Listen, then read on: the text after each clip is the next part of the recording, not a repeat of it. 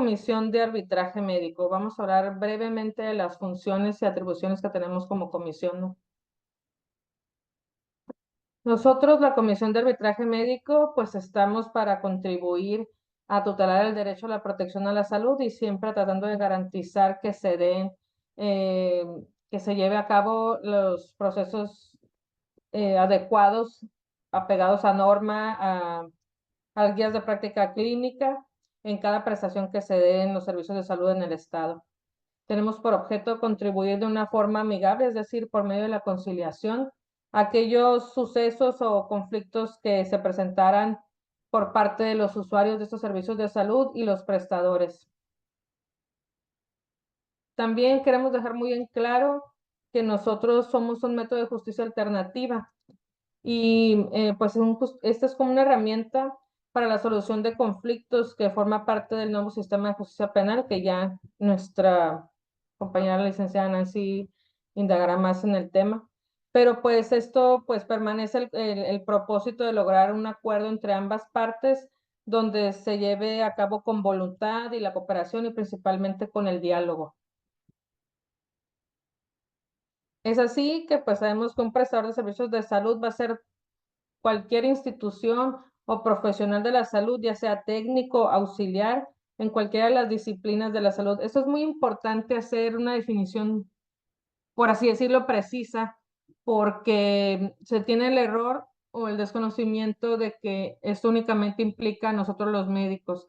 Pero como bien lo marca la norma oficial, es todo aquel que tiene interacción con un usuario de servicios de salud. Eso quiere decir que no están excluidos los técnicos, los auxiliares, los laboratoristas, inclusive el guardia de seguridad, el nutriólogo, etcétera, porque como sabemos, todos ellos participan en algún punto en la atención a estos usuarios. Y también es muy importante aclarar que esto va a incluir a los prestadores de servicios de salud del ámbito público y privado también. Hago esta aclaración porque nos ha tocado ver que existen profesionales de salud que creen que por llevar su práctica privada están exentos al cumplimiento o al llevar un apego preciso a las normas oficiales mexicanas. Es por ello que pues nosotros aquí en la Comisión de Arbitraje Médico pues vamos a atender asuntos o omisiones derivadas de la prestación de un servicio de salud. Esto, bueno, se vio muy aumentado el tipo de inconformidad por parte de un usuario en tiempos de COVID, lo que nos dejó el área de oportunidad para saber que nuestros usuarios de los servicios de salud desconocían lo que es una urgencia real y sabemos que la mayoría de ellos actúan como una urgencia sentida, ¿no? Ellos hablaban de que se les negaba la atención médica, entonces esto lo vimos como que tenemos que llevar a cabo ese tipo de capacitaciones también con la población. O también actos de posible mala práctica que tenga como consecuencia algo que interfiera con la salud del usuario. También la irregularidad en la prestación de un servicio de salud se entiende como todo acto o omisión en la atención médica que contravenga con las disposiciones que lo regulan, incluidos los principios científicos, éticos y que estén orientados hacia la práctica de cualquier profesional del área de la salud. Esto quiere decir, pues, llevar a cabo la prestación de un servicio con desconocimiento o sin apego a las guías internacionales, las normas oficiales o la Ley General de Salud. En la negativa en la prestación de un servicio es todo acto o omisión por medio del cual se le rehúsa injustificadamente la prestación de un servicio de salud a un usuario. Eso ya es la definición en sí, ¿no? Pero aquí también hay que ser muy puntuales en decir que a veces todas estas situaciones van a depender principalmente de la percepción que tenga el usuario sobre la negativa de esa prestación de servicio, sobre la atención que se le dio, etcétera, etcétera. Por eso es aquí muy importante que conozcamos las definiciones para que a la hora que se nos presentara una situación así, pues podamos poder orientar al usuario sobre realmente lo que está ocurriendo. Dicho esto, ¿qué asuntos entonces no atiende la CAME? Nosotros, como Comisión de Arbitraje Médico, no atendemos actos o omisiones que constituyen un delito. Para darles un ejemplo, es cuando inclusive después de un acto médico se, se percibe por estos usuarios o principalmente por los familiares del usuario del servicio de salud, concluyó en una defunción o en algún tipo de delito. Sale de nuestras atribuciones y es orientado a que acuda hacia otra instancia. Asuntos que ya se encuentran en trámite en otras instancias civiles, también tenemos a veces que se presentan usuarios donde ya han acudido inclusive a la Fiscalía, Derechos Humanos, al mismo Departamento de Atención y Queja de Usuarios, si en este caso se llevará a cabo la prestación de un servicio en una institución y aún así acuden con nosotros, ¿no? Entonces se le hace ver al usuario que pues donde él esté recibiendo su primera atención sobre este supuesto conflicto con un prestador de servicios de salud, le tiene que dar seguimiento o si no rechazar el llevarlo allá para de alguna manera tratar de que esto se lleve a cabo con nosotros. Controversias laborales o de competencias de las autoridades de trabajo. Esto es muy común cuando, por ejemplo, acuden usuarios que desean que se les extienda su incapacidad o que se les dé un cambio de actividad dentro de sus labores. Esto principalmente que haya sido ocasionado por un padecimiento. Entonces ellos creen que al deberse como origen una enfermedad o un padecimiento o esto, es función de nosotros resolver este tipo de casos, lo cual no es. Y cuando su única pretensión sea sancionar a un prestador de servicios médicos, pues nosotros ante todo estamos cuidando la ética y más que nada que no se judicialice el acto médico sin haber llevado un debido proceso.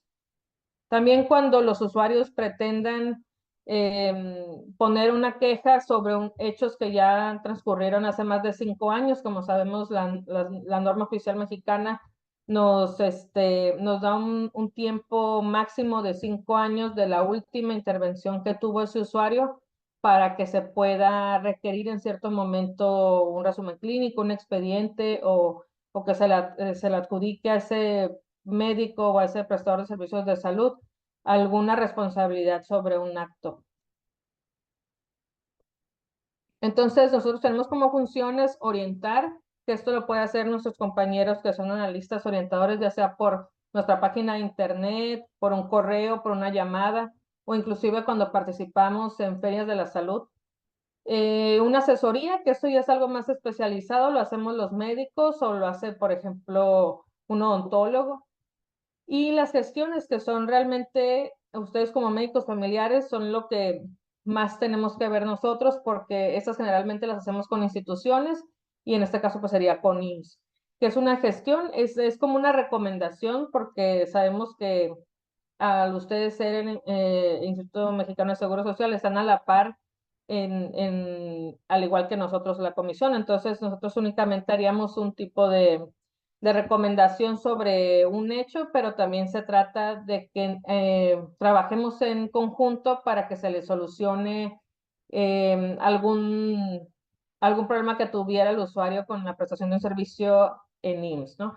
Por decirles un ejemplo, acuden con nosotros y comentan que les han postergado alguna cirugía o que no consiguen una interconsulta con alguna especialidad o algo, entonces nosotros únicamente revisamos que el usuario uno sí esté llevando la atención, que sí tenga él un seguimiento adecuado, o sea, que le acuda a las citas que se le hayan puesto y que ya teniendo todo eso comprobado, nosotros tenemos un acercamiento con IMSS y tratamos de resolverle en la mejor manera que se pueda a este usuario, ¿no?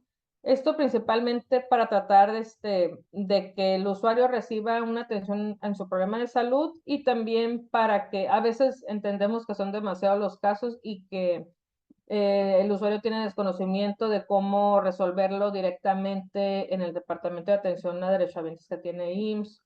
A veces nada más se le orienta que acuda a este departamento y se resuelve sin que el usuario tenga que interponer una queja o ir a otra institución a tratar de interponer una queja contra un prestador de servicios de salud.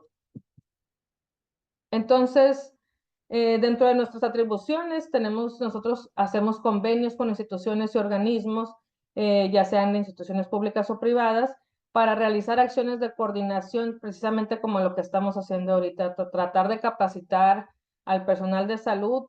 Sabemos todos que estamos en pro de la mejora continua y de la educación continua, para que este tipo de situaciones no nos ocurran. Pues yo siempre estoy en pro de que sepamos cuál sería el camino y la medicina preventiva, y también se puede hacer al tratar de evitar que haya una queja contra nosotros.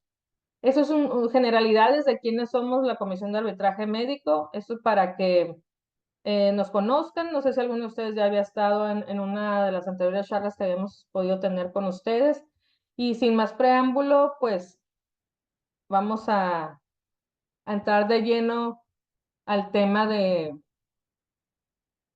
la licenciada Nancy. Quisiera dar esta es una breve un resumen curricular de aquí mi compañera.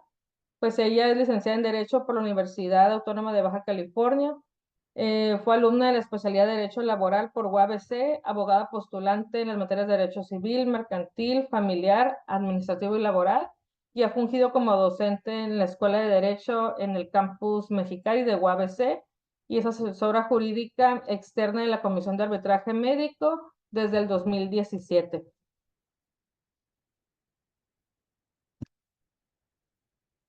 Nancy, voy a dejar de compartir pantalla para si gustas poner tu presentación.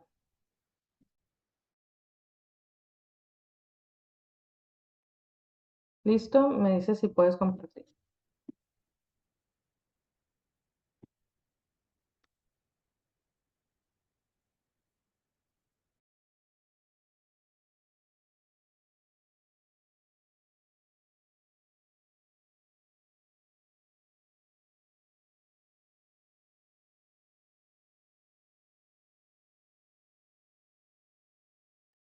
¿Alcanzan a ver lo que se comparte? Nomás falta ponerle la proyección completa.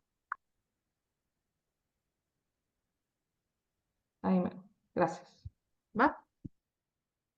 Bueno, Listo. buenas noches a todos. Voy a tratar de ser un poco breve para no robarles mucho de su tiempo. Entiendo que es una jornada laboral un poco larga y entiendo que deben estar también un poco cansados, ¿no? Cualquier duda que tengan, siéntense con toda la confianza de preguntarme, de interrumpirme, no hay ningún problema en ese sentido. Yo les voy a hablar un poco de las implicaciones legales que tuvo o que tiene una reforma que se hizo apenas el año pasado, en febrero del año pasado, al Código Penal en Baja California, y que tiene que ver con el ejercicio de la profesión médica. Tiene que ver con el tipo penal o el delito de responsabilidad técnica médica y el delito de ejercicio de la profesión. Voy a ser muy breve en plantearles cuáles son los antecedentes que llevaron a los legisladores en un momento dado a legislar respecto de la regulación del derecho a la salud. Y el marco jurídico de la regulación en el ejercicio de la profesión médica, pues tiene que ver con el derecho fundamental que viene contemplado en nuestra Constitución política, específicamente en el artículo 4, en donde establece que todo individuo tiene derecho a la protección de la salud. Y en el marco de este reconocimiento que tiene de este derecho a la salud que establece nuestra Constitución, se derivan una serie de reglamentaciones como lo es la Ley General de Salud, la cual en su artículo 2 y en su artículo 4 nos van a definir de manera más clara qué se va a entender por el derecho a la protección a la salud.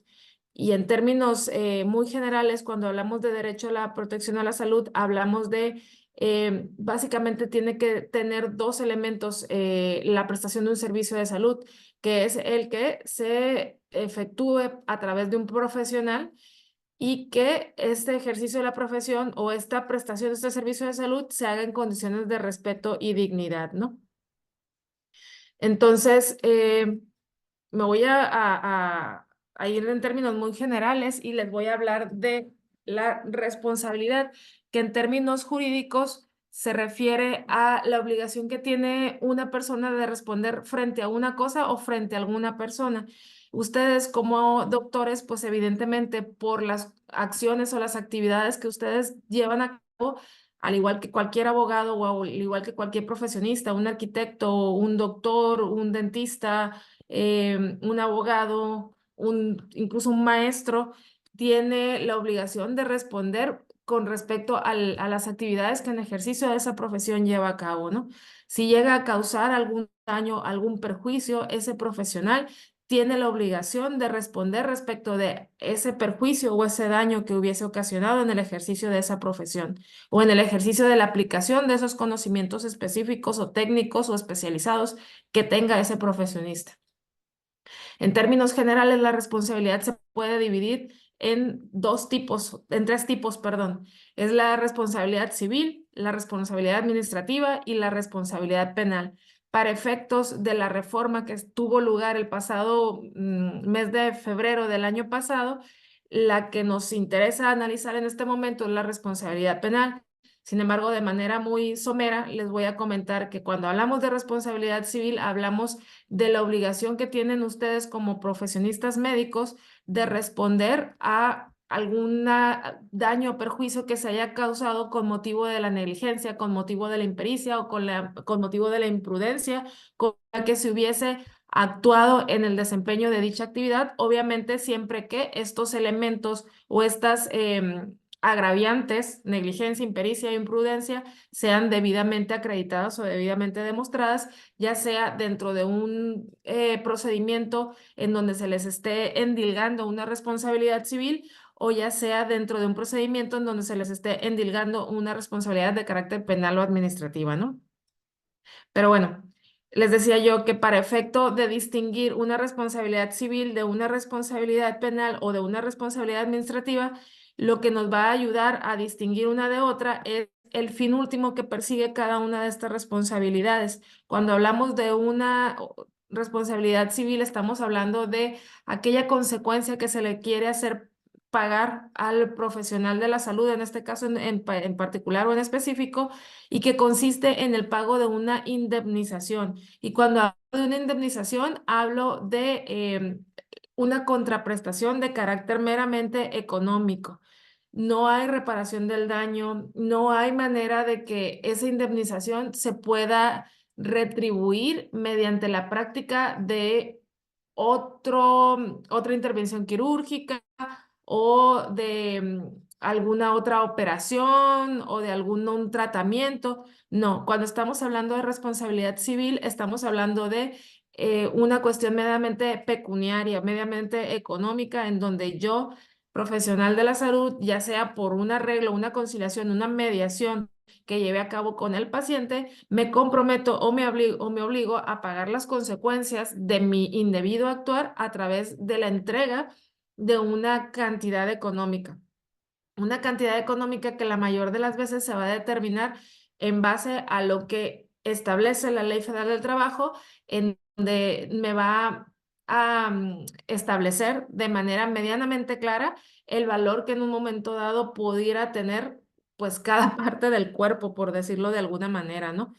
Eso en correspondencia con lo que en un momento dado me puede establecer la ley de seguro social, pero específicamente la ley federal del trabajo es la ley que en un momento dado me va a auxiliar a poder determinar a cuánto pudiera ascender una indemnización que yo me vea obligado u orillado a pagar como consecuencia de una responsabilidad médica que haya llevado a cabo, ¿no? Y en el caso de la responsabilidad administrativa, evidentemente estamos hablando de aquellas consecuencias que sufre un prestador de servicios de salud, pero que además ese prestador de servicios de salud se desempeña dentro de una institución pública, llámese Iztecali, llámese IMSS, llámese Hospital General, llámese UNEM, llámese cualquier otra institución, un hospital militar, cualquier otra institución de salud que pertenezca al Estado. La sanción administrativa evidentemente va a incluir la inhabilitación, el despido que son dos cosas muy diferentes. Yo te puedo despedir, te puedo rescindir, te puedo separar de la fuente de trabajo denominada IMSS, pero adicionalmente a ese despido yo te voy a inhabilitar para que en un periodo de 5 años tú no puedas volver a desempeñarte como funcionario público en otra institución de salud pública. ¿Ok?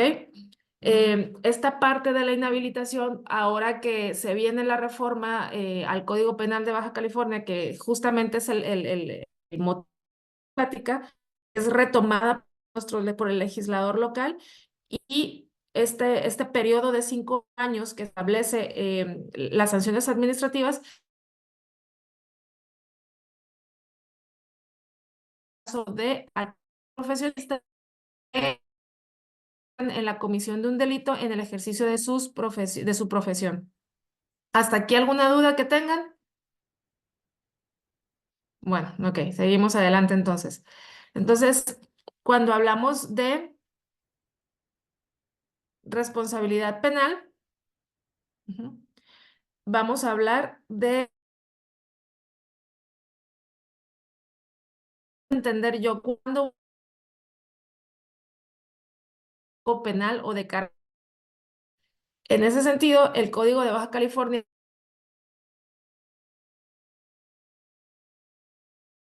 tal carácter y con dicha calidad ofrezca públicamente sus servicios como tal o realice actividades propias de una profesión sin tener el título correspondiente o sin la debida autorización, se le impondrá una prisión de 6 meses a 6 años y 20 a 200 días de multa.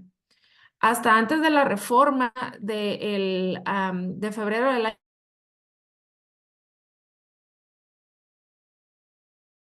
usurpación o ejercicio es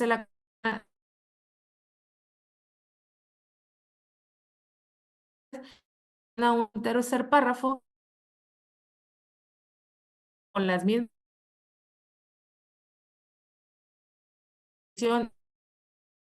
eh, personas. Y si se fijan, aquí viene lo que les contemplaba, la inhabilitación para ejercer la profesión hasta por un mismo término, ¿no? Aquellas personas procedimiento quirúrgico de especialidad médica sin contar con cédula expedida por la autoridad educativa competente.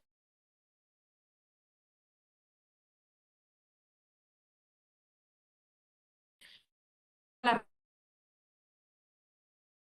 una anterior plática comentaba yo con otro grupo de doctores que este tercer párrafo adicionado a través de la reforma del año pasado guarda su origen o tiene su origen evidentemente en todo el contexto mediático y social que existió el año pasado con respecto a todas las pues responsabilidades, entre comillas, médicas que se suscitaron en años anteriores, ¿no? Y que tiene que ver mucho con aquellos profesionistas o doctores médicos especialistas que se ostentaban como tales y que finalmente no contaban con un certificado validado por la autoridad educativa correspondiente que los certificara, valga la redundancia, justamente como especialistas en esa área o en esa especialidad en la cual estaban practicando la cirugía o la intervención quirúrgica que estaba haciendo acto de denuncia. Entonces, si se fijan, este tercer párrafo que se adicionó nos establece, aparte a ustedes como profesionistas de la salud, dos obligaciones muy específicas, que una es que la especialidad al amparo de la cual ustedes lleven a cabo determinados actos médicos o determinadas intervenciones quirúrgicas, deberá además estar certificada o reconocida por la institución educativa, pero además implica la obligación a cargo de ustedes de estar colegiados o de estar agremiados al consejo de la especialidad médica de que se trate. Entonces, lo que se trata aquí de alguna u otra manera es de tener un control un poquito más preciso o más estricto con respecto a el ejercicio de las profesiones en materia de especialidades médicas que se refiere, ¿no? Después vamos a ver que el artículo 269, igualmente en febrero del año pasado, fue objeto de reforma para efecto de aumentar la sanción que se tendrá que aplicar a aquellas personas que lleven a cabo, eh, que en el ejercicio de su profesión causen daños en la práctica de la misma, ¿no? Y lo que les comentaba hace un momento, o sea, de estar contemplado nada más una sanción de 6 meses de suspensión o de inhabilitación en el ejercicio de su profesión, se aumentó hasta 5 años. Aquí igualmente el motivo, la justificación del por qué el aumento tan exuberante o tan elevado de 6 meses a 5 años, pues nosotros creemos que es que se quiso en un momento dado hacer la analogía con lo que contempla la Ley General de Salud para el caso de las inhabilitaciones en un momento dado. Y también pues atendió a un reclamo social con respecto a todas las circunstancias que les comento yo que se venían presentando el año pasado. Entonces, básicamente aquí lo que me gustaría como transmitirles es la importancia que a partir de esta reforma que tuvo lugar el año pasado, la importancia que les impone a ustedes como médicos, como profesionales de la salud, el certificar o el estar atentos en que las certificaciones de aquellas especialidades en las cuales ustedes se vean, lleven a cabo o lleven sus estudios, estén efectuadas por instituciones educativas que cuenten con todos los requisitos contemplados para ellos, no solamente en la legislación que tiene que ver con cuestiones de salud, como es la Ley General de Salud, sino que además cuenten con todos los requisitos que establece la Ley de Educación o las autoridades educativas con respecto a la validez, a los POAS que pueda tener esa institución educativa que los está certificando en alguna especialidad. En el año pasado o años anteriores se habló mucho de una universidad de Veracruz que estaba a diestra y siniestra repartiendo certificados de especialidad y luego se surgió o salió a la luz pública que esa Universidad de Veracruz aparentemente no contaba con todas las certificaciones o todas las validaciones por parte de las instituciones educativas, de las autoridades educativas, perdón, para poder estar dando estas certificaciones, ¿no? Entonces, retomando esa parte de esta irregularidad que en su momento fue materia de mucho comentario mediático, es que el propio legislador local trata de reglamentarlo y dice, bueno, aparte de que tienes que estar colegiado, de que tienes que pertenecer al consejo de la rama de la especialidad de que se trate, adicionalmente a eso, la institución que te expidió el certificado correspondiente tiene que encontrarse dentro del padrón de instituciones registradas ante las autoridades educativas y el certificado que te expide de especialidad adicionalmente también tiene que estar registrado ante la propia autoridad educativa. Entonces, le insisto, a mí me gustaría, pues nada más como dejar muy en claro esta parte y hacerles notar la importancia que a partir de la reforma del año pasado establece la obligación de que ustedes tienen que colegiarse, de estar adscritos a algún consejo de la especialidad de que ustedes ejerzan y aparte de que la especialidad que ustedes adquieran, pues evidentemente también registrarla ante la institución educativa, de la autoridad educativa que corresponda, ¿no? No sé si tengan dudas. En el caso de la sanción o de la consecuencia que en la vía penal va a tener una responsabilidad penal, pues evidentemente está la inhabilitación y en algunos casos hasta la prisión, ¿no? Eh,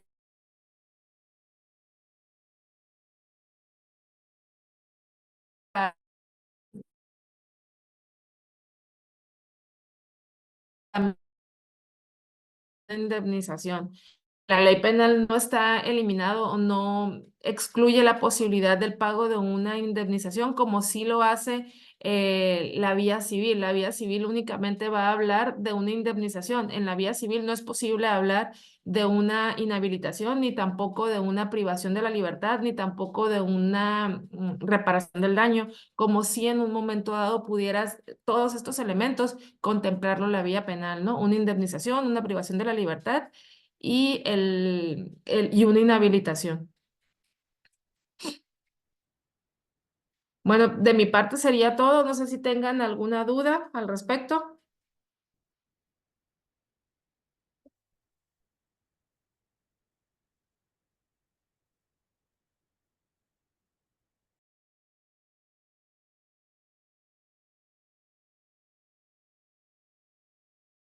deberían de poder abrir sus micrófonos. De igual manera, si quieren escribir, estaré pendiente de los chats.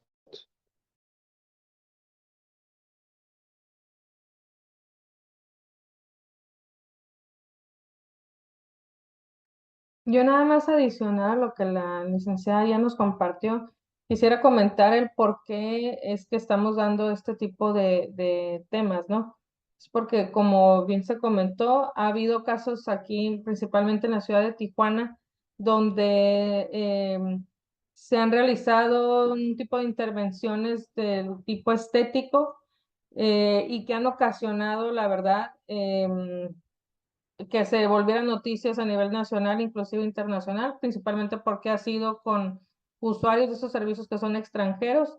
Entonces, esto también en parte ha generado que se preste más atención a este tipo de regulaciones y principalmente que nosotros como médicos o prestadores de servicios de salud pongamos atención a ese tipo de maestrías o tipo diplomados o algo y saber las limitaciones de cada uno hasta dónde conlleva el que te otorguen un tipo de certificación o algo, ¿no? Porque se ha ocasionado demasiadas iatrogenias y lo hemos visto principalmente con medicina estética. Perdón, alguien había levantado la mano. Sí, buenas noches. No sé si se me trabó a mí el internet, pero no me quedó claro, no escuché muy bien lo de la administrativa. Sí me quedó claro lo de la civil, lo penal, pero lo de la administrativa, ¿me lo podría repetir otra vez?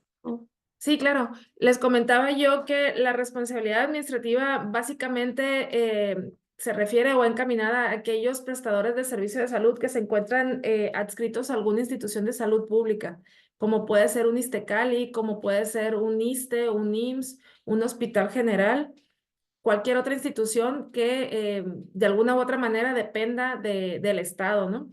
Entonces, cuando hablamos de responsabilidad administrativa es cuando el prestador de servicios de salud, que aparte de ser médico, es servidor público, lleva a cabo algún acto médico que tiene como consecuencia un daño al paciente, ya sea, como les decía, por impericia, por negligencia o por imprudencia. Entonces, la consecuencia de esa responsabilidad médica profesional de carácter o de índole administrativo no solamente va a ser que se le pueda despedir, o sea, digamos que la consecuencia laboral que él tendría como trabajador entre él y su patrón Estado va a ser que lo despidan, pero entre él y el paciente la responsabilidad va a ser administrativa porque no solamente es un prestador de servicios de salud como cualquier otra, sino que es un prestador de servicios de salud que representa al Estado. No sé si me estoy explicando. Entonces, la consecuencia de ese acto médico indebido o incorrectamente ejecutado va a ser que se le inhabilite y que en un momento dado, si es encontrado culpable de esa responsabilidad médica profesional, no pueda desempeñarse en ninguna otra institución pública por un periodo aproximado de unos 5 años. O sea, si yo trabajaba en el IMSS y me inhabilitan y me quiero ir a trabajar al ISTECALI, digo, bueno, el IMSS es federal y el ISTECALI es estatal, a lo mejor no va a haber inconveniente. En teoría, tiene que haber una coordinación entre todas las instituciones de salud para que esta persona, si bien llevó a cabo un acto médico indebido y por él mismo fue sancionado como trabajador del IMSS o como prestador de servicios de salud del IMSS, no pueda, al momento de estar inhabilitado, luego desempeñar la misma función como médico en el ISTECALI. No sé si me estoy explicando. Entonces, en un mundo ideal tendría que funcionar así. Si yo fui inhabilitado por algún acto médico o quirúrgico que fue por negligencia o por irresponsabilidad mía, esa inhabilitación surte contra todas las instituciones de salud de carácter federal, de carácter estatal o de carácter municipal, ¿no? Muchas gracias. Espero haber contestado la pregunta. Sí, gracias.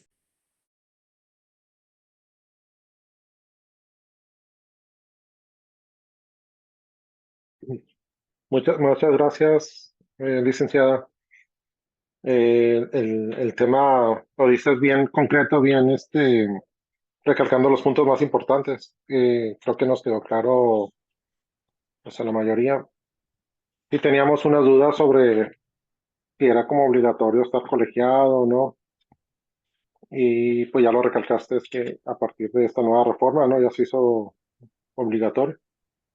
digamos que no es precisamente obligatorio. Sí es muy preventivo, porque digo, finalmente si ustedes no llegan a cometer ninguna responsabilidad, o más bien, si no son acusados de llevar a cabo alguna responsabilidad y no están colegiados, pues digamos que no va a tener ninguna consecuencia. Pero en el eventual caso de que lleguen a ser sujetos de un procedimiento penal por el ejercicio de su profesión y dentro de los elementos que investigue la autoridad penal detecta que ustedes no están colegiados, digamos que es un agraviante más hacia el desempeño de su profesión. No sé si me explico.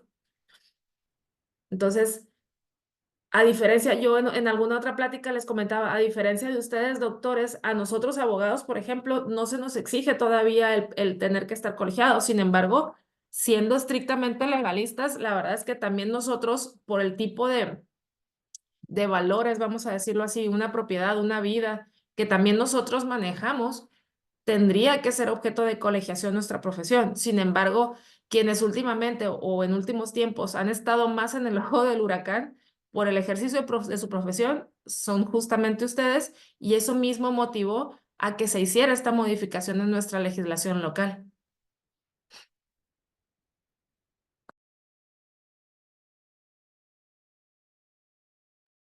Gracias. A mí sí me gustaría nada más hacer una última precisión con respecto al ejercicio de la profesión de ustedes y las atribuciones o facultades o servicios que brindamos nosotros como Comisión de Arbitraje Médico, ¿no? Nosotros como Comisión de Arbitraje Médico, cuando nos hacemos conocedores o sabedores de alguna queja que presenta algún paciente, si detectamos que ese acto médico puede ser objeto o puede ser motivo de un delito, si bien, si hay ánimo, o sea, voy a tratar de ser un poco clara, ¿no?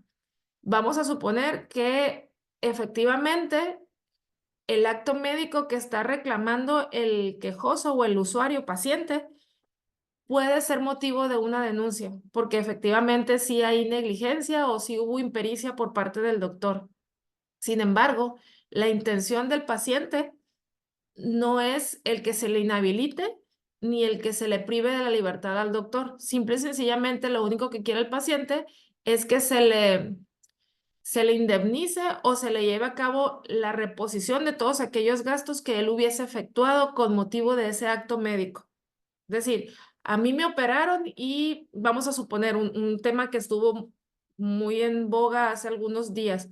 A mí me operaron y me dejaron una gasa adentro, pero yo me di cuenta a tiempo de que la gasa estaba adentro, fui con otro doctor y ese otro doctor actuó a tiempo y afortunadamente sacó la gasa y me pude recuperar. Estoy hablando en términos muy burdos. Yo no soy doctora, no sé si pueda ser posible una situación de ese tipo, pero es para fines de ejemplificar, ¿no? Yo, paciente, puedo ir a la comisión de arbitraje médico y ahí, por ejemplo, puede haber una responsabilidad médica de tipo penal, porque finalmente por imprudencia del personal médico es que se causó este daño al paciente. Sin embargo, el paciente no quiere que inhabiliten al doctor, ni tampoco quiere privarlo de su libertad. Lo único que quiere es que le repongan los 80,000, 100,000 pesos que tuvo que pagar él al otro doctor por quitarle la gasa que tenía dentro. ¿Ok? En ese caso, si el paciente hubiese acudido a la CAME manifestando este reclamo, la Comisión de Arbitraje Médico hubiera perfectamente podido admitir esa queja, pero si se percata que el acto médico evidentemente fue llevado con imprudencia por parte del doctor, la CAME en un momento dado tiene la obligación de irle a tocar la puerta al Ministerio Público y decirle, a mí no me compete determinar si vas a ejercer acción penal o no en contra del doctor. Sin embargo, te vengo a avisar que aquí existe la probable comisión de un delito. No sé si me expliqué. ¿Ok? O sea, no, vaya, el Ministerio Público no va a actuar porque la CAME se lo solicite, pero la CAME sí tiene obligación de informarle al Ministerio Público y dejarle la pelota en la cancha del Ministerio Público para que ellos sean los que decidan qué van a hacer con esa información que le dio la CAME. ¿Sí me explico?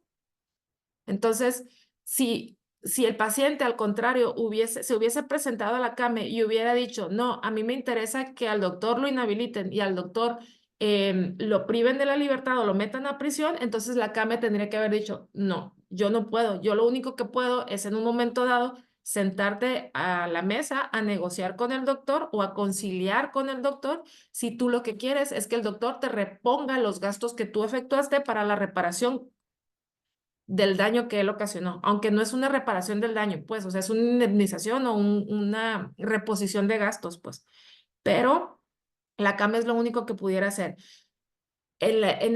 Vamos a suponer que en un eventual caso, paciente y doctor no se hubiesen logrado poner de acuerdo en esta negociación que les comento o en esta conciliación, entonces la CAME entre sus facultades tiene el ofrecerles al doctor y al paciente el que la comisión de arbitraje médico se instituya en una especie de juez civil, ¿ok?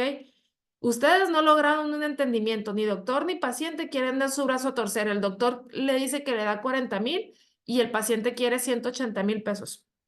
No logran ponerse de acuerdo y entonces la CAME dice, bueno, ni uno ni otro, déjenme a mí ser el árbitro de esta situación y yo les voy a decir quién de los dos tiene la razón. En ese momento, cuando ambas partes digan, está bien, comisión de arbitraje médico, tú conviértete en el árbitro y determina quién de los dos tiene la razón. Si yo que pido 180,000 o el doctor que ofrece 40,000. A partir de ese momento, la comisión de arbitraje se convierte en una especie de juzgado civil. ¿Cuál es la ventaja que tiene la CAME con respecto a un juzgado civil en donde se determina una responsabilidad civil? La primera ventaja que tiene la CAME es que la solución que dé la CAME va a estar pasada por el velo de especialistas médicos, ¿ok? A diferencia de un juzgado civil. Un juzgado civil, la solución la va a dar un juez que es licenciado en Derecho, ¿ok?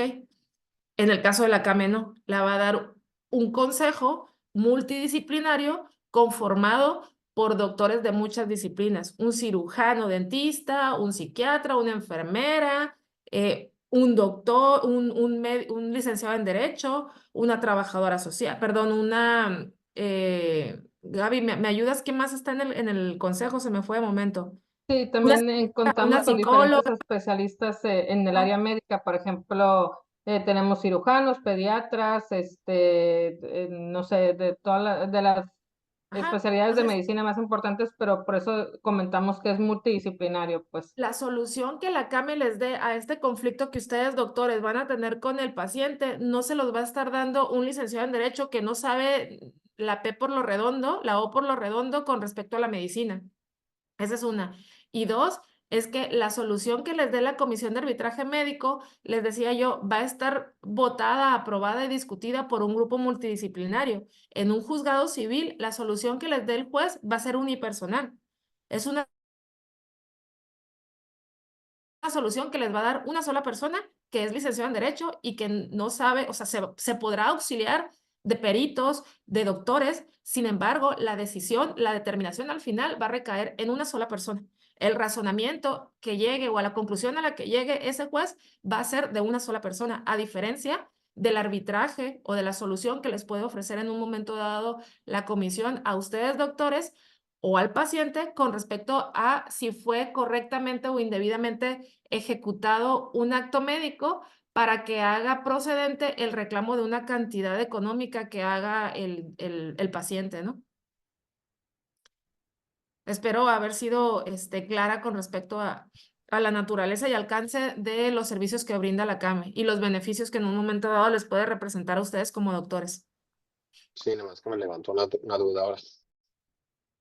Es si una vez que dé el fallo, la CAME, aún así el paciente es inconforme, tiene la libertad como persona de continuar y escalar al siguiente, ¿no?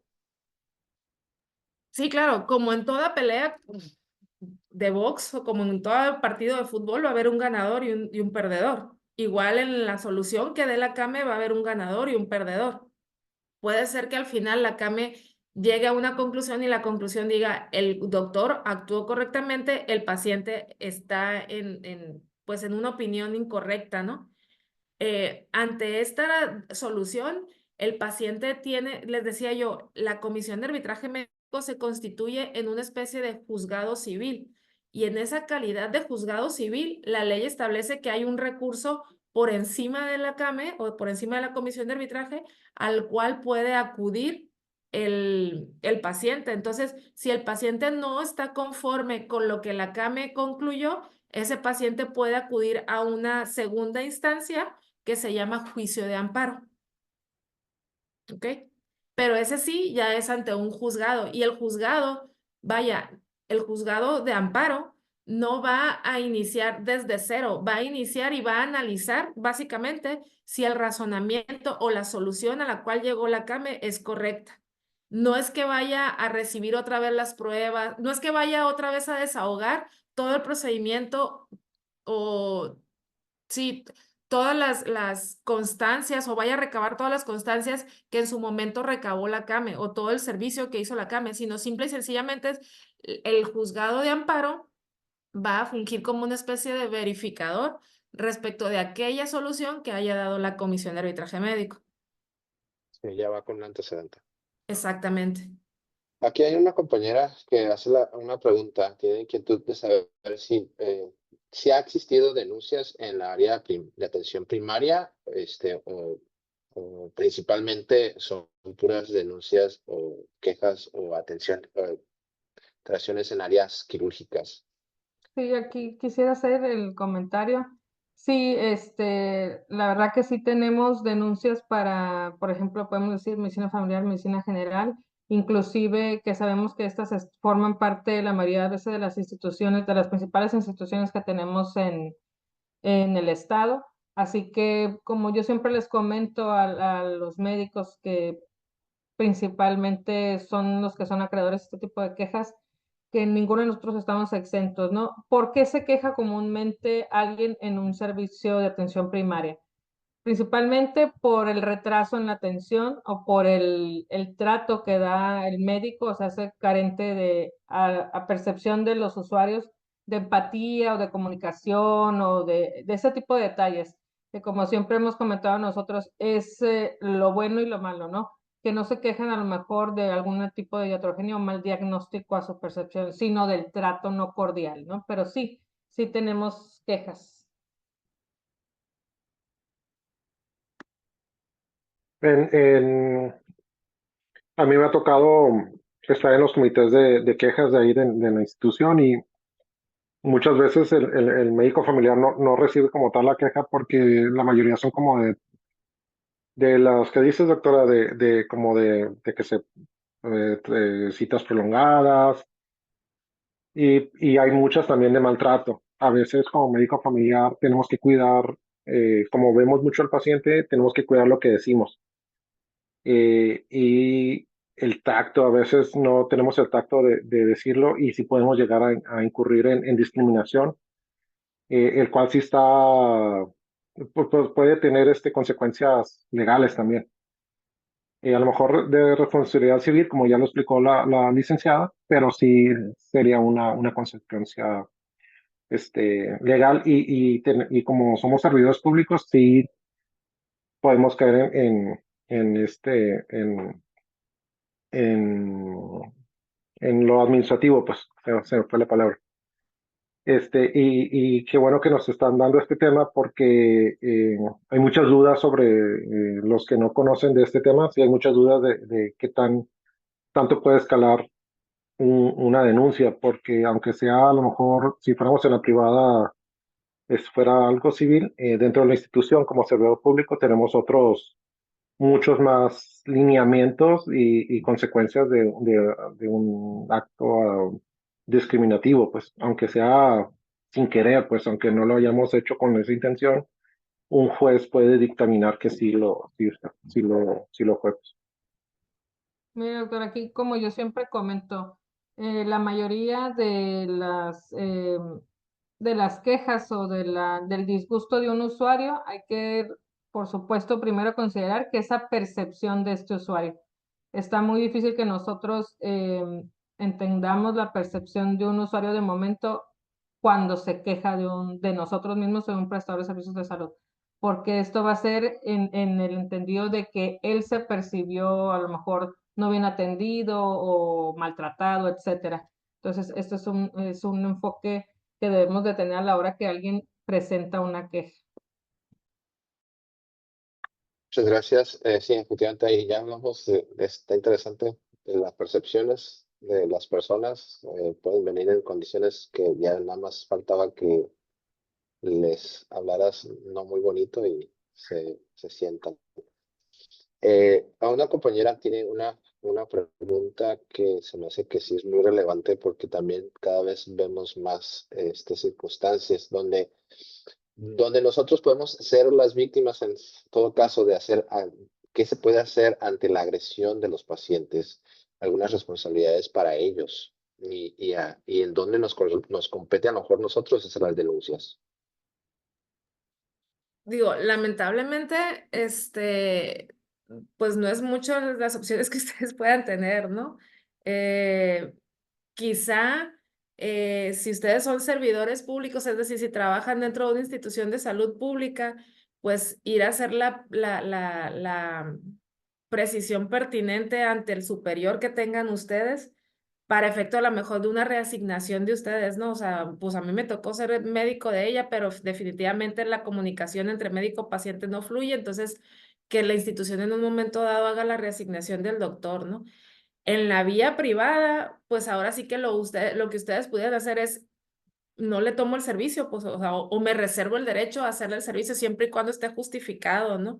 Pero fuera de eso, la verdad es que no hay muchas opciones. Si la agresión se eleva de color, digamos, ustedes pueden en un momento dado acudir ante un centro estatal de conciliación, a un centro estatal de justicia alternativa y a lo mejor solicitar la comparecencia de él y decirle, ay, es que tus agresiones, ante mis demás pacientes, tuvieron como consecuencia que los demás pacientes que estaban ahí en esa sala de espera ese día que me dijiste tal o cual, te vas a ir al infierno o qué sé yo, pues ya no quisieron consultarse conmigo. Entonces yo perdí 5 pacientes que ahorita en este momento te pido que me los repongas, pues, o económicamente. ¿Sí me explico? Pero lamentablemente las opciones no son muchas, pues que en un momento dado ustedes tuvieran como para en un momento dado tomar pues las medidas pertinentes ante una agresión que sufran por parte del paciente. Ya nomás como para complementar o enriquecer la respuesta que nos dio la licenciada, yo siempre les he comentado desde que lo vimos, bueno, lo he visto yo desde que estoy en el Departamento de Calidad Estatal, comentar es que es muy importante dejar evidencia de esto en el expediente. Siempre, acuérdense, esta es el arma de dos filos, ¿no? Lo que hacemos o lo que no hacemos tiene que estar plasmado en el expediente, entonces recuerden desde cómo viene el usuario, en qué actitud, si se presentó alguna irregularidad o el que hizo algún comentario. Es importante que dejemos antecedente para que en dado momento, cuando se presente una queja sobre nuestro actuar, pues haya quedado evidencia de que, y en ocasiones aquí la licenciada nos comentó que lo que se ponga en el expediente se va a tomar como buena fe, o sea, que ustedes lo pusieron sin la intención de que en su momento lo hicieron como parte de su nota médica, ¿no? No como intención de una venganza o algo. Pero sí es importante que haya evidencia y que, como comentó la abogada, lo comenten con su encargado de consulta o algo. Y pues que busquen de alguna manera el cambio de paciente. También para esto nosotros también damos o se les pide a las instituciones o inclusive, esos van a estar en la norma oficial mexicana, que estén puestos los derechos y obligaciones de los pacientes, así que ustedes también, y también que ustedes conozcan sus derechos y obligaciones para que así el usuario esté en el entendido de que él tiene que también tener cierta apegarse a ciertas normas al momento de recibir su atención, por muy en ello que sea derechohabiente.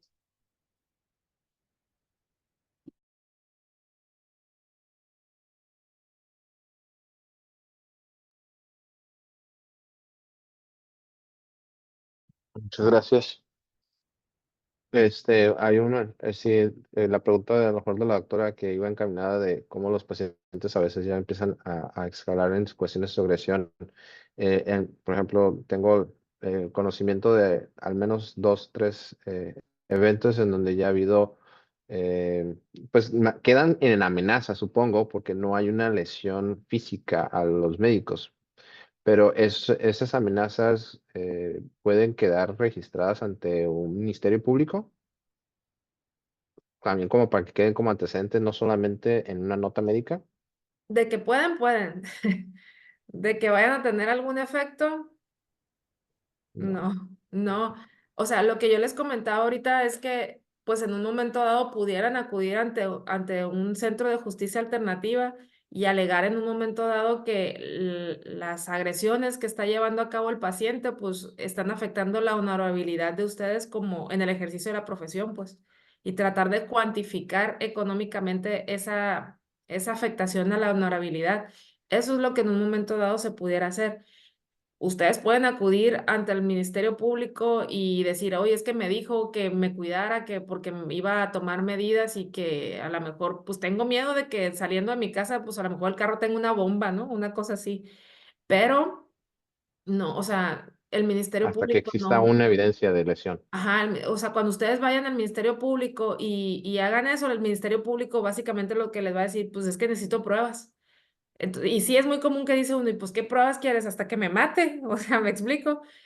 Probablemente les va a dar un documento, una constancia en donde va a hacer constar que ustedes fueron y dijeron que tenían miedo de que tal o cual persona tomara alguna represalia o llevara a cabo alguna agresión en contra de ustedes, pero de ahí no va a pasar.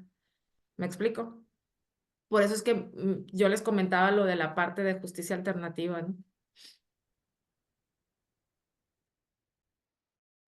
Una cosa nada más para, creo que ni la doctora Gaby ni yo lo puntualizamos, es en el caso de las responsabilidades, eh, estos tres tipos de responsabilidad, administrativa, penal y civil, pueden ser responsabilidades compartidas o solidarias, ¿eh? O sea, si el acto médico es factible que se pueda determinar las etapas del mismo, pues entonces esa responsabilidad no solamente va a recaer en un solo profesionista, sino en todos aquellos que hubiesen tenido participación en el acto médico. No sé si me estoy explicando, ¿no? O sea, el mes pasado creo que fue, ¿no, doctora? Que tuvimos nosotros de nuestra parte un curso por parte del personal de la CONAMED y nos ponían un ejemplo de un menor de edad que al final había sufrido una amputación del brazo y le había quedado un muñón en el brazo izquierdo o derecho, no recuerdo, pero que finalmente la responsabilidad no solamente había sido en el último profesionista que atendió, que fue el que llevó a cabo la amputación, sino que en todo caso la responsabilidad había sido desde el pediatra que atendió, desde el ginecólogo que atendió el parto, el pediatra que atendió después al recién nacido, hasta el último profesionista ortopedista que había llevado a cabo la amputación del brazo, ¿no? Entonces, la responsabilidad civil o penal o administrativa que ustedes en un momento dado pudieran llegar a ser sujetos, no solamente los comprende a ustedes, sino puede incluso alcanzar al personal, enfermeros, instrumentistas, anestesiólogos que hubiesen podido tener participación en ese acto médico e incluso pudiese alcanzar a la institución privada dentro de la cual ustedes presten su servicio, que es de lo más común, ¿no? Yo soy un médico particular que tengo mi consultorio en, no sé, en zona Río. Sin embargo, rento los quirófanos o rento la sala de operación del Hospital Ángeles que está en Playas de Rosarito, ¿no? O Playas de Tijuana. Estoy diciendo una barbaridad, pues, pero por decir un ejemplo. Entonces, incluso ante situaciones como esas, el propio hospital puede tener participación o puede tener responsabilidad solidaria en caso de que existiese un acto médico que fue indebidamente ejecutado, ¿no? Sí.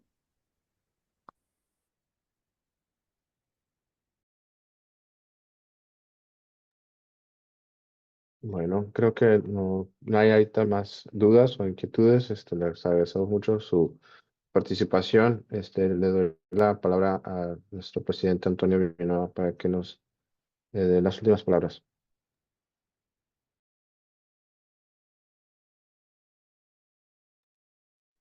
Bueno, muchas gracias, doctora, muchas gracias, licenciada. Damos las gracias por haber aceptado nuestra invitación y por habernos compartido explícitamente todos este tema que es un poco, pues, o es de mucho desconocimiento para nosotros como médicos. Realmente no conocemos mucho sobre esta información, pero nos ampliaron el panorama y nos explicaron muy bien puntualmente todos los temas a tratar. Les haremos llegar a dar una constancia a ambas y los estaremos invitando próximamente a que nos den más temas de los cuales desconocemos.